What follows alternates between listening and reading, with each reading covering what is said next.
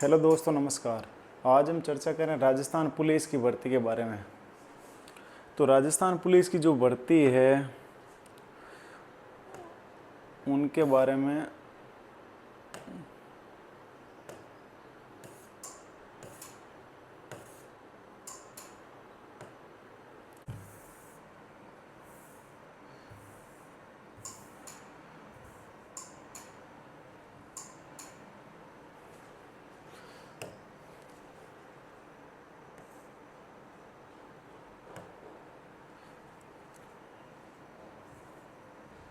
तो राजस्थान पुलिस की जो भर्ती आई है वो है सीनियर सेकेंडरी लेवल के लिए।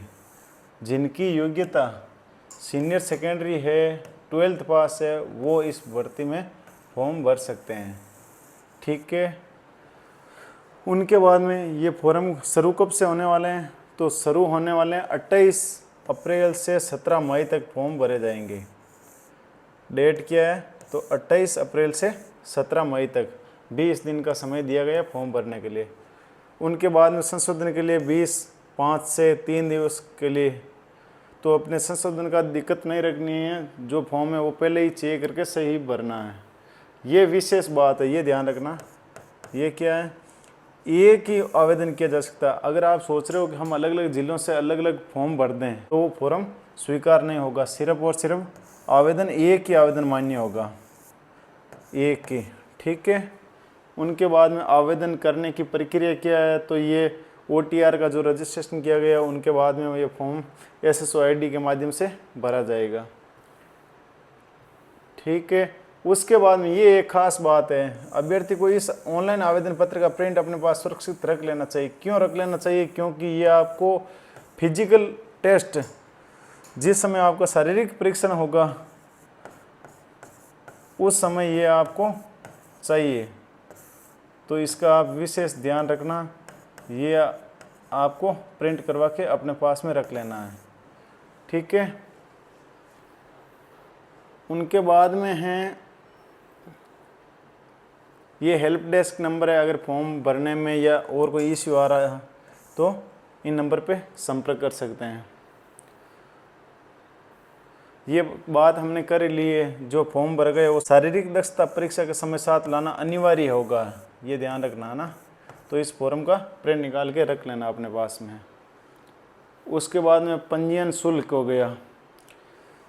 तो पंजीयन शुल्क सामान्य वर्ग, क्रीमिलेयर, पिछड़ा वर्ग, अति पिछड़ा वर्ग, राजस्थान से बाहर के आवेदक, उनके लिए 600 रुपये। ठीक है। और अन्य के लिए 400 रुपये। उसके बाद में भर्ती हेतु रिक्त पद, तो रिक्त पद के लिए जो उत्कृष्ट खिलाड़ी है उनके लिए 2% रिजर्व रखे गए हैं। जो खिलाड़ी कोटे से वैकेंसी की जाएगी उसमें 2% रिजर्व रखे गए हैं। ठीक है जी। आरक्षण 33% क्षैतिज आरक्षण है महिलाओं को। ठीक है। उसके बाद में जो ये बटालियन है, पद्मिनी, कालीबाई एवं अमृता देवी बटालियन है, इनमें क्या है? इनमें महिलाओं के लिए जो विज्ञप्त पद है उनमें से 50% महिलाओं को आरक्षित है। ठीक है। जैसे मान लो किसी बटालियन में 100 पद है तो उनमें महिलाओं के लिए कितने रिजर्वेशन है? तो 50 पद। ठीक है। उसके बाद में 50 में से ही कौन कौन सी महिलाओं को प्राथमिकता दी गई है? तो 1/3 पद क्रमश। तो इनका लगभग 1/3 कितना हो गया? लगभग 17-18 पोस्ट हो गई, 17 मान लो। ठीक है। 1/3 विधवा और तलाकशुदा महिलाओं को 80-20 के अनुपात में। अब जो 17 पोस्ट है ना, ये 80-20 के अनुपात में मिलेगी, 80-20 में। तो 80-20 में लगभग ये हो गई 12-13 और ये 3-4। ठीक है। तो इस प्रकार से लगभग 12-13 पोस्टें तो किसको मिलेगी? विधवा महिलाओं को। और जो 3-4 पोस्ट हैं वो किन के लिए रिजर्व रखी जाएगी? तलाकशुदा महिलाओं के लिए। किस बटालियनों में? तो ये पद्मिनी, कालीबाई और अमृता देवी। तो जो इस वर्ग से संबंधित है तो वो इनका ध्यान रखना है। फिर है फौजी भाइयों के लिए। तो फौजी भाइयों के लिए रिजर्वेशन रखा गया, इसमें भी 5% आरक्षण दिया गया है। उसके साथ में भी आपको जो सेवानिवृत्ति प्रमाण पत्र प्रस्तुत करना होगा। और इसमें एक ये भी बात है, आप अगर 1 साल में रिटायरमेंट हो रहे हो तो वो भी इस फॉर्म भर्ती के लिए फॉर्म भर सकते हैं। ठीक है। लेकिन जब आपको ज्वाइनिंग दें उस समय तक आप रिटायरमेंट हो जाने चाहिए। फिर उनके बाद में देखो टीएसपी के लिए अनुसूचित जाति और अनुसूचित जनजातियों के लिए ये है। उनके बाद में राजस्थान राज्य के बाहर के अभ्यर्थी, राजस्थान राज्य के बाहर के जो भी अभ्यर्थी है वो चाहे किसी भी कैटेगरी से हो, चाहे आप एससी से हो, चाहे आप एसटी से हो, चाहे आप पिछड़ा वर्ग हो, चाहे अति पिछड़ा वर्ग हो, चाहे आर्थिक रूप से कमज़ोर हो, आप चाहे किसी भी कैटेगरी में हो, लेकिन यहाँ आप किस कैटेगरी में आओगे तो सामान्य कैटेगरी में आओगे। ठीक है। उनके बाद में वेतनमान और पेंशन, तो वेतन जो परिवीक्षाधीन 2 वर्ष का जो आपका प्रोबेशन होगा उसमें आपको 14,600 रुपये मिलेंगे। कब तक? 2 वर्ष तक। उसके बाद में आपका स्थायीकरण होगा जाएगा, फिर पूरा वेतन दिया जाएगा। ठीक है। वेतन के साथ में अन्य भत्ते भी मिलेंगे बाद में। भर्ती हेतु योग्यता, तो भारत का नागरिक के साथ में नेपाल, भूटान कहाँ का भी नागरिक हो, देवनागरी लिपि में हिंदी लेखन का व्यवहारिक ज्ञान होना चाहिए। हिंदी लेखन का और राजस्थान की संस्कृति का ज्ञान होना आवश्यक है। उसके बाद इनकी योग्यता क्या है? तो योग्यता सीनियर सेकेंडरी या 12th या इनके समकक्ष कोई परीक्षा उत्तीर्ण की हो। तो ध्यान रखना किन्हीं को अगर ड्राइवर पोस्ट में इंटरेस्ट है तो वो उनके लिए क्या है, लाइट मोटर व्हीकल और हेवी मोटर व्हीकल दोनों का एज भी होना आपके पास में आवश्यक है। और ये लाइसेंस आपकी 1/1/2026 से 1 वर्ष पूरे का बना होना आवश्यक है। इसकी कट ऑफ अमूमन कम रहती है चालक की। ठीक है। कि एज क्या है इस भर्ती के लिए? तो एज यही है, हम सामान्य की बात कर लें तो कोई भी पुरुष या महिला का जन्म 1/1/2008 के बाद का जन्म नहीं होना चाहिए, और पुरुषों के लिए 2/1/2002 और महिलाओं के लिए 2/1/1997 इनसे पूर्व का जन्म नहीं होना चाहिए सामान्य कैटेगरी में। ठीक है। लेकिन जो कैटेगरियां दी गई है उनके अनुसार वापस इनको छूट मिल जाएगी, जो ये आप अपनी कैटेगरी के अनुसार आयु देख सकते हो। ठीक है। उसके बाद में कांस्टेबल ड्राइवर के लिए, तो ड्राइवर के लिए भी क्या एज है? सामान्य के लिए तो है 1/1/2008 के बाद का जन्म नहीं होना चाहिए, और 2/1/1999 पुरुषों के लिए, और महिलाओं के लिए 2/1/1994 से पूर्व का जन्म नहीं होना चाहिए। उनके बाद में अगर आप किसी कैटेगरी से संबंधित हैं तो आपको छूट मिल जाएगी। ठीक। उनके बाद में शारीरिक मापदंड, जो आपका फिजिकल टेस्ट होगा उसमें पुरुषों के लिए जो हाइट है वो न्यूनतम 168 सेंटीमीटर होनी ही चाहिए। ठीक है। और महिलाओं के लिए 152 सेंटीमीटर। ठीक। उसके बाद चेस्ट की बात करें तो चेस्ट पुरुषों के लिए 81 सेंटीमीटर बिना फुलाव के साथ में होना चाहिए, और फुलाव कम से कम 5 सेंटीमीटर होना चाहिए, और फुलाव के साथ में कितना हो जाएगा? 86 सेंटीमीटर। ये महिलाओं के लिए लागू नहीं है। और फिर वज़न, ये वज़न किन के लिए? तो सिर्फ और सिर्फ महिलाओं के लिए वज़न है 47.5 kg होना चाहिए। पुरुषों के लिए आवश्यक नहीं है वज़न कितना हो। और वो है 12 जिला के शहरी आदिम जाति के लिए, उनके लिए थोड़े और इनमें छूट प्रदान की गई है। उसके बाद में चिकित्सकीय मापदंड, आपकी जो चश्मा पहनने जैसे सुधार के साथ में या बिना सुधार दोनों आंखों की न्यूनतम दृष्टि कितनी होनी चाहिए आपकी? तो 6/6 तथा 6/9 होना अनिवार्य है। दोनों ये न्यूनतम है, कम से कम आपको ये तो होना ही चाहिए। लेकिन जो अभ्यर्थी मानसिक रूप से जागरूक, सदृढ़ स्वास्थ्य वाला और सभी शारीरिक विकारों, दोषों, रोगों से मुक्त होना चाहिए। ठीक है। और अभिगुणता से भी ग्रस्त नहीं होना चाहिए। ये हैं इनके मेडिकल टेस्ट। आपस में जो घुटने हैं वो टकराने नहीं चाहिए।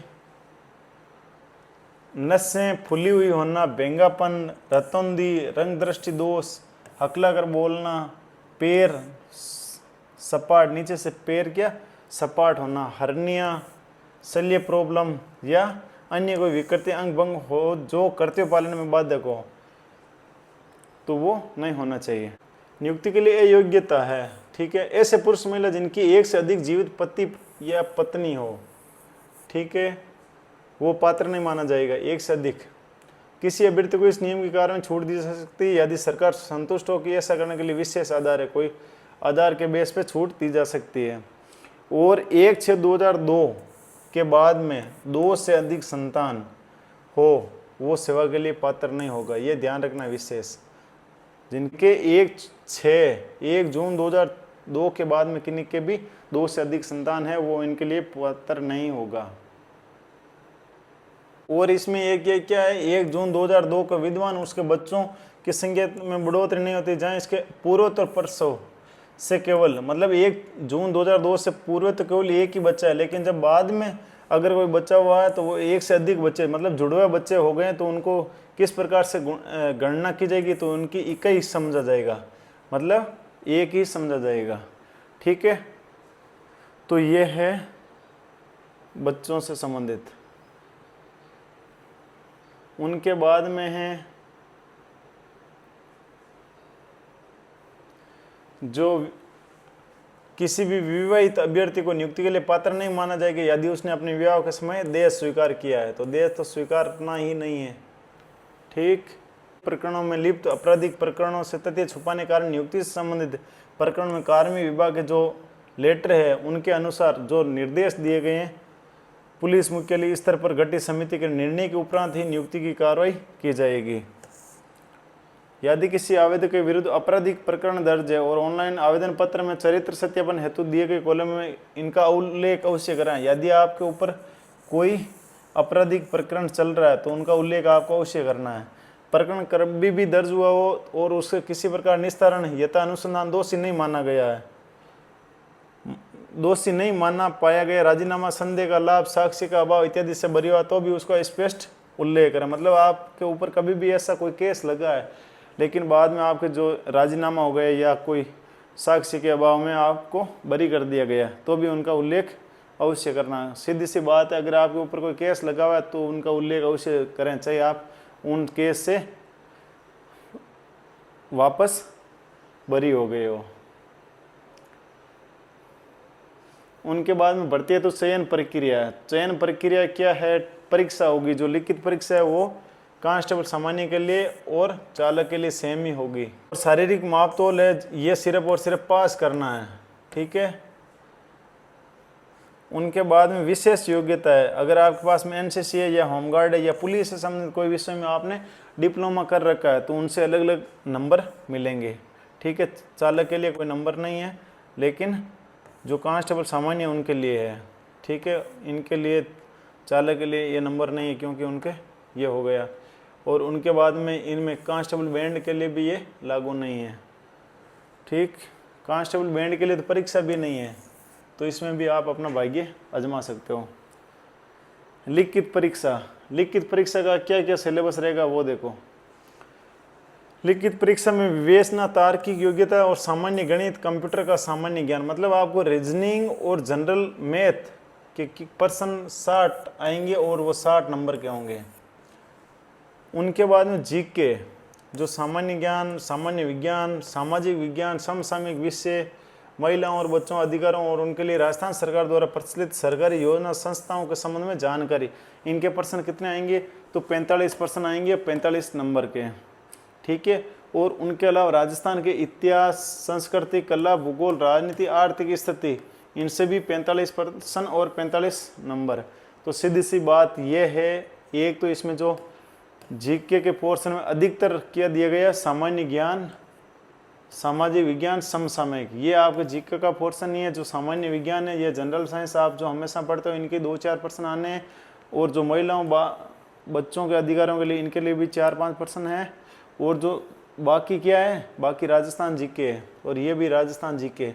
तो विशेषकर राजस्थान जीके को तैयार करना जो आपके इसमें भी और जो चतुर्थ श्रेणी है उनमें भी काम आएगा। इनके लिए सामाजिक विज्ञान स्पेशली लिख रखा है। ध्यान रखना 2015 में जो एक बार चेलपेरी का पेपर हुआ था उनमें 26% राजस्थान अध्ययन के विषय से ही आ गए थे। जो हाँ 6ठी 7वीं 8वीं में हमारा राजस्थान चलता है ना, हमारे राजस्थान की जो बुक चलती है उस बुक से ही सारे प्रश्न आ गए। तो ध्यान रखना ये बुकें तो आवश्यक रूप से आपको पढ़ना ही पढ़ना है। 6, 7, 8, 9, 10। ठीक है, ये हमारा राजस्थान के नाम से आती है, ये कला संस्कृति के नाम से राजस्थान की बुकें आती है, ये आपको ज़रूर पढ़ना है। हालांकि हम यहाँ भी इनको पढ़ेंगे।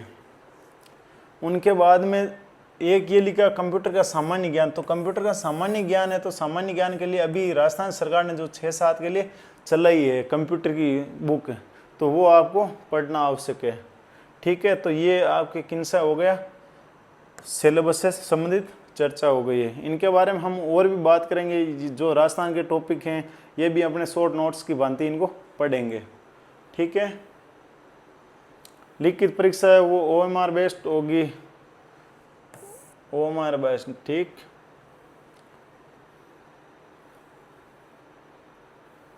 जो कांस्टेबल बैंड के लिए फॉर्म भरे हैं उनके लिए लिखित परीक्षा भी नहीं होगी। ठीक है, उनके लिए क्या होगा, उनके लिए देखो ये लिखा हुआ है ना यहाँ, उनके लिए सिर्फ और सिर्फ दक्षता परीक्षा होगी। दक्षता परीक्षा मतलब बैंड बजाना, और जो ड्राइवर है ये गाड़ी चला के दिखाएंगे यहाँ 30-30 नंबर के, इनके 30 नंबर, इनके 30 नंबर, ये सिर्फ और सिर्फ 30 नंबर की। अगर आपको बैंड बजाना अच्छे से आता है, आप उसमें योग्य हो, तो आपके लिए लिखित परीक्षा भी नहीं है। ठीक है, तो ये बात हुई थी कांस्टेबल बैंड की। उनके बाद में फिजिकल टेस्ट। फिजिकल टेस्ट में भाग लेने से पूर्व क्या करना पड़ेगा, सरकारी डॉक्टर से आपको ये प्रमाण पत्र बनवाना पड़ेगा कि हम शारीरिक परीक्षा दे सकते हैं, इनके लिए योग्य हैं। योग्य होने का प्रमाण पत्र आपको प्रस्तुत करना पड़ेगा, वो प्रमाण पत्र साथ में ले जाओगे। उसके बाद में आपकी वहाँ रेस वगैरह होगी। तो रेस क्या है, जो कांस्टेबल है, सामान्य, चालक और बैंड, सभी के लिए, जो तीनों कैटेगरी है सभी के लिए क्या है, दौड़ आवश्यक है। हालांकि बैंड के लिए परीक्षा भी नहीं थी, लेकिन फिर भी दौड़ करना ज़रूरी है। पुरुषों को दौड़ कितनी करनी है, 25 मिनट में 5 किलोमीटर, महिलाओं को 35 मिनट में, और फौजी भाइयों के लिए 30 मिनट में। और जो अनुसूचित जाति और अनुसूचित जनजाति, जो ट्राइबल सब प्लान के तहत है, जैसे मान लो हम आदिम जनजाति की बात की है, उनके लिए 30 मिनट है। तो ये याद रखना, बाकी के लिए लगभग सभी कैटेगरी के आप अधिकतर कैंडिडेट इसी में आओगे, तो उनके लिए 25 मिनट में 5 किलोमीटर रेस करना है।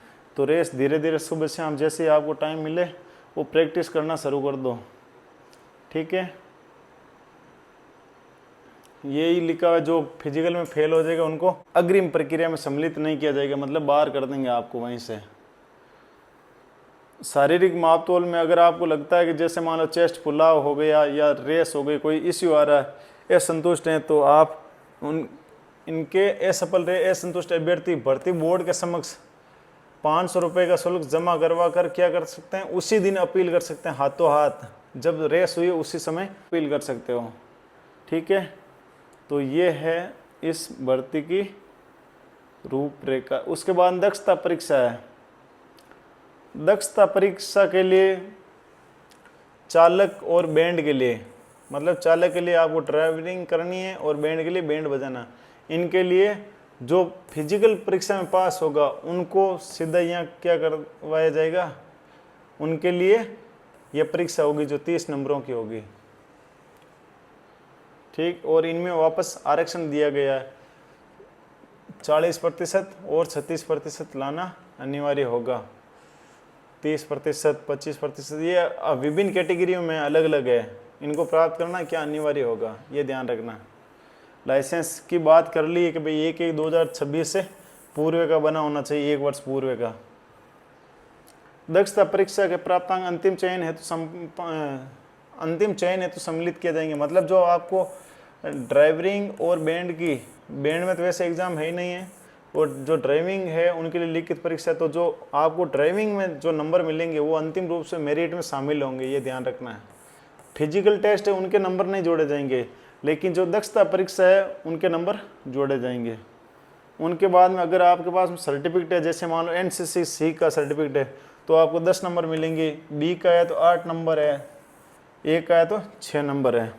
और होमगार्ड में अगर आपने 3 वर्ष तक सेवा दी है तो आपको 10 अंक मिलेंगे, 2 वर्ष तक दी है तो आपको 8 अंक मिलेंगे, और 1 वर्ष तक सेवा की है तो 6 अंक मिलेंगे। इस प्रकार से इनका होमगार्ड के भी अंक निर्धारण किया गया। उसके बाद पुलिस से संबंधित डिप्लोमा डिग्री है, जिसमें आपने एमए कर रखी है, एमएससी कर रखी है, या क्रिमिनोलॉजी या साइबर सेफ्टी से संबंधित आपने कर रखी है तो 10 अंक इनको मिलेंगे।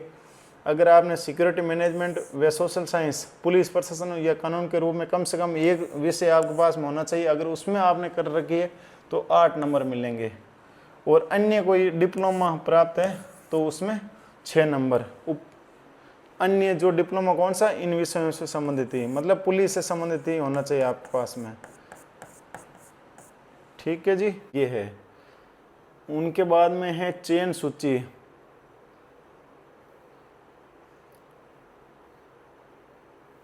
चयन सूची में देखो, लिखित परीक्षा, दक्षता परीक्षा और विशेष योग्यता के प्राप्तांकों के आधार पर वर्गवार अलग अलग कैटेगरी वाइज रिक्त पदों के अनुरूप वरीयता क्रम का चयन सूची राज्य सरकार के परिपत्र, ये जो लेटर के क्रमांक के तहत जिनके प्रावधान अनुसार तैयार की जाएगी। ठीक है, इसमें एक ये ध्यान रखना, आरक्षित वर्ग का अभ्यर्थी लिखित परीक्षा में स्वयं के वर्ग में उत्तीर्ण हुआ परंतु उसके अंक अनारक्षित वर्ग के कट ऑफ से कम है तो अंतिम चयन में उसका चयन अनारक्षित पद के विरुद्ध नहीं किया जाएगा। जैसे है, जैसे मान लो कोई भी आरक्षित वर्ग का अभ्यर्थी है, लिखित परीक्षा में तो उन्होंने अपने वर्ग के अनुसार ही वो कट ऑफ को फाइट करके लिखित परीक्षा पास हुआ, ठीक है, लेकिन जब फाइनल मेरिट आई है उसमें वो फिर जनरल में नहीं जाएगा, वो अपनी कैटेगरी में ही रहेगा, ये लिखा हुआ है। ठीक है, उसके बाद में स्वास्थ्य परीक्षण है, स्वास्थ्य राजकीय मेडिकल बोर्ड से स्वास्थ्य परीक्षण करवाया जाएगा, बोर्ड द्वारा स्वास्थ्य परीक्षण होगा। और इनमें मान लो कोई अस्थायी रूप से अयोग्य है, अस्थायी मतलब थोड़े समय के लिए, तो उनको 6 माह के भीतर ठीक किया जा सकता है, तो उनके लिए छूट दी जा सकती है। ठीक है, तो ये है इनकी मेडिकल। उसके बाद में मेडिकल में कोई अभ्यर्थी है अपने मेडिकल परीक्षण से संतुष्ट नहीं है तो वो अपील करने के बाद में द्वितीय मेडिकल बोर्ड गठित कर चिकित्सकीय परीक्षण करवाया जाएगा। ठीक है, ठीक है। उसके बाद में प्रमाण पत्र व चरित्र सत्यापन। प्रमाण पत्र के लिए क्या क्या चाहिए? शैक्षिक योग्यता का प्रमाण। शैक्षिक योग्यता के लिए आपको 10th 12th graduation post graduation जो भी हासिल किए डिग्रियां उनके मार्कशीट और प्रमाण पत्र। आयु प्रमाण पत्र की आवश्यकता नहीं है, वो 10वीं की मार्कशीट में आ जाता है। और जिस कैटेगरी से आप संबंधित हो उनसे जाति प्रमाण पत्र, उनसे संबंधित जाति प्रमाण पत्र। ठीक है। उनके बाद में अगर कोई आर्थिक रूप से सर्टिफिकेट बने आय प्रमाण पत्र तो उनकी वित्तीय वर्ष क्या होगी, बेस ईयर क्या होगी 2024-25, इस आर्थिकता के आधार पर सर्टिफिकेट जारी किया जाना चाहिए। वो राजकीय कर्मचारी है तो उनके लिए एनओसी। ठीक है। यदि आश्रित कर्मचारी है तो उनकी संतान होने का प्रमाण पत्र। अंतिम शैक्षिक योग्यता प्राप्त करने वाली संस्था के प्रधानाचार्य द्वारा जारी किए गए चरित्र प्रमाण पत्र, जहाँ से आपने रेगुलर अंतिम रूप से अध्ययन किया है वहाँ से आपको सर्टिफिकेट चाहिए चरित्र प्रमाण पत्र का। ठीक है। और भूतपूर्व सैनिक होने की स्थिति में एनओसी डिस्चार्ज प्रमाण पत्र या पेंशन प्रमाण पत्र, ये हो गए फौजी भाइयों के लिए। फिर टीएसपी शहरी क्षेत्र से संबंधित प्रमाण पत्र होना, अगर आप वहाँ के क्षेत्र से संबंधित हो तो। उसके बाद में ये फोटो चिपकाना, ये काम तो हो जाएगा। ठीक है। और विधवा के मामले में उसे अपने पति की मृत्यु का प्रमाण पत्र प्रस्तुत करना होगा, उनके हस्बैंड का मृत्यु प्रमाण पत्र। ठीक है। और तलाकशुदा है तो तलाकशुदा से संबंधित उनको दस्तावेज प्रस्तुत करने होंगे, क्योंकि नहीं तो कोई बिना दस्तावेज कैसे पता चलेगा। और जो ड्राइवर है उनको लिए हमने पहले ही बात कर ली, जो लाइसेंस है वो चाहिए लाइट और हैवी दोनों, और एक 2026 से पूर्व कम से कम 1 वर्ष पहले का बना हुआ होना चाहिए। और जो एनसीसी से, होमगार्ड से, पुलिस से संबंधित विषय में डिप्लोमा डिग्री है तो उनका भी वो सर्टिफिकेट चाहिए आपको। ठीक है। उसके बाद में अगर आपने शादी कर रखी है तो विवाह पंजीयन प्रमाण पत्र। ठीक है। आप जिस जिला यूनिट में जिस वर्ग के पद रिक्त हैं उन्हीं के लिए आवेदन पत्र स्वीकार होंगे। ठीक है। आवेदन पत्र में सभी जानकारी सत्य होने चाहिए। इनका विशेष ध्यान रखना, कोई गलत जानकारी छिपा कर उसके बाद में पता चलता तो आपका आवेदन निरस्त कर दिया जाएगा और आपके खिलाफ कार्रवाई भी की जाएगी। राज्य की सेवा में कार्यरत होने के लिए एनओसी, ये चर्चा हो गई। अभ्यर्थी शारीरिक दक्षता परीक्षा में स्वयं की जिम्मेदारी पर भाग लेगा। इस समय किसी होने वाली अस्वस्थता, शारीरिक हानि और मृत्यु होने की दशा में भी कोई क्षतिपूर्ति देनी होगी। अगर आप शारीरिक रूप से तंदुरुस्त हैं तो ही फिजिकल देवें, अन्यथा इनमें सभी जिम्मेवारी आप स्वयं की होगी। अगर कुछ भी हो गया तो इनके लिए डिपार्टमेंट जिम्मेदार नहीं है। ठीक है। उसके बाद में है आवेदन पत्र से किसी प्रकार की आपको शंका समस्या है तो ये हेल्पलाइन नंबर है, इन पे भी आप बात कर सकते हो या मेल आईडी है, मेल कर सकते हो। तो ये थी राजस्थान पुलिस की भर्ती, इनके बारे में हमने देखा है। अब इनकी आगे रिक्तियां दिखाई गई है, किस पोस्ट से कितनी रिक्तियां हैं। तो देखो, ये जिला यूनिट के नाम हैं, इनके अनुसार आपने अपने वर्ग में वैकेंसी देख सकते हो। ठीक है। जैसे मान लो अपन सभी पोस्टों के साथ में बात कर लें तो जयपुर कमिश्नरेट से कितनी है 583 और जोधपुर से 165। उसके बाद में अधिक वैकेंसी कहाँ कहाँ पर है वहाँ बात करें।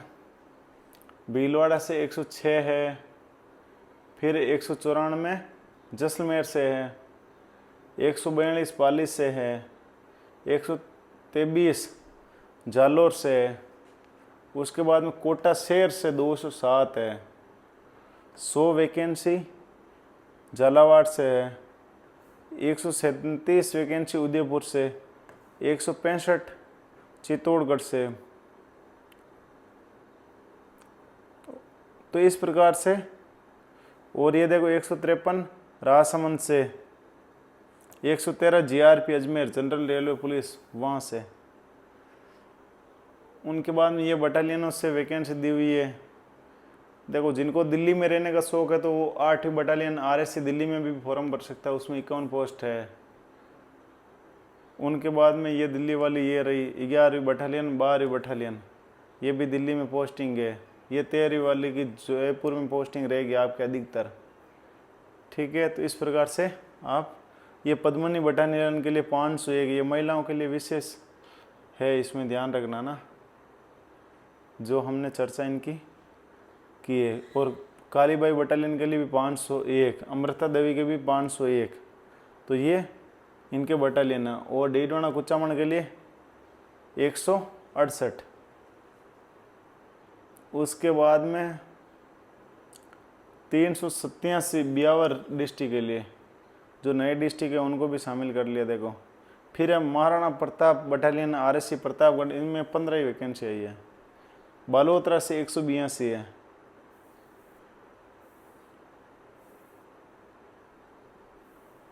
ये ड्राइवरों के लिए, देखो सबसे अधिक वैकेंसी कहाँ पर है तो ये है जयपुर कमिश्नरेट में, 30 वैकेंसी है टोटल। उसके बाद 30 कहाँ पर है, ये रही जो बाड़मेर से है। उनके बाद फिर 22 2-3 जगह से है, जिनमें पद्मनी बटालियन हो गई मेल की। ये पद्मनी बटालियन में भी ध्यान रखना, देखो मेल और फीमेल के अलग है। जैसे मेल की 22 है और महिलाओं की 8 है। तीनों बटालियन में 22 वैकेंसियाँ हैं।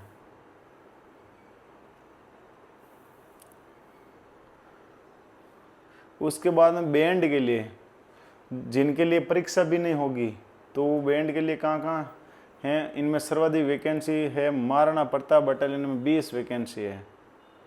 ठीक है। उसके बाद में 11 ये पद्मनी, कालीबाई और अमृता देवी बटालियनों के लिए। तो ये वैकेंसी इनकी लिस्ट है। ये टीएसपी एरिया के लिए है। टीएसपी के लिए ये उदयपुर में 384 सर्वाधिक वैकेंसी है। उनके बाद में ड्राइवर टीएसपी के लिए तो प्रतापगढ़ से 13 अधिकतम। ठीक, तो ये है क्या, वैकेंसी के बारे में, रिक्त पोस्ट हैं। इनके अलावा आपको ये ध्यान रखना है,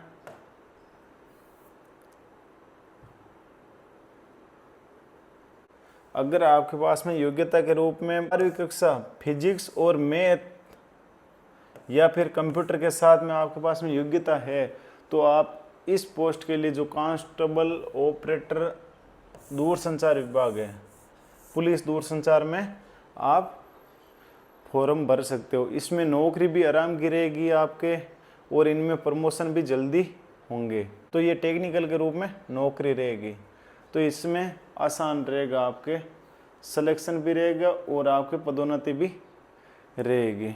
ठीक है, तो ये राजस्थान पुलिस की वैकेंसी के बारे में हमने चर्चा की है।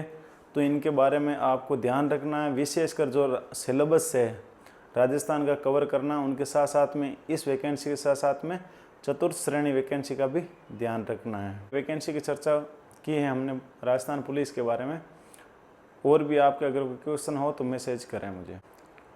और इस प्रकार की जो वैकेंसी है, राजस्थान पुलिस की वैकेंसी है और जो साथ में चतुर्थ श्रेणी कर्मचारी है, उन दोनों को पे भी फोकस रखना आपको, क्योंकि उसमें भी 53,000 है फॉर्म, 22-23 लाख फॉर्म भरे गए हैं।